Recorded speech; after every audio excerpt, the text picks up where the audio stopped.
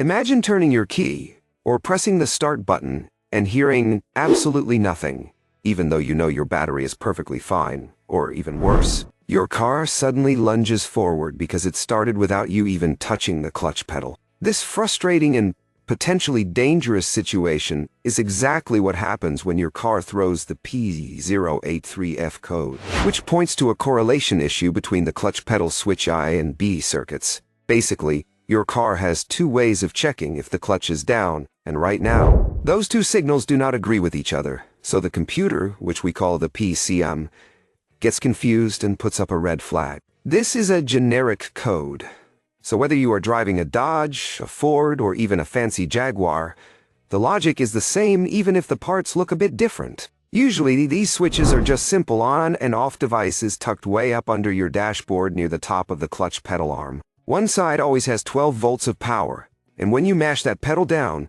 it closes the circuit to send that power to the starter. If you see this code, do not go out and buy a new starter or a solenoid right away because that is a classic mistake that will just waste your time. Instead, you need to get under there with a flashlight and look for the obvious stuff first, like a loose connector, a wire that has been rubbed raw by the moving pedal, or maybe even a blown fuse. If everything looks okay visually, grab your digital multimeter and check for 12 volts on one side of the switch when the pedal is up, and then see if that power flows to the other side when you push the pedal down. You are looking for 0 ohms of resistance when the switch is closed. Sometimes the switch itself just wears out internally, or the pins in the connector get all corroded and messy. If you find that you have power at the switch, but the computer still is not seeing it, you might have a break in the wire somewhere between the pedal and the PCM. It is a bit of a moderate repair in terms of difficulty, but you really want to get it fixed fast because nobody wants their car jumping forward in a parking lot just because the safety switch failed to do its job.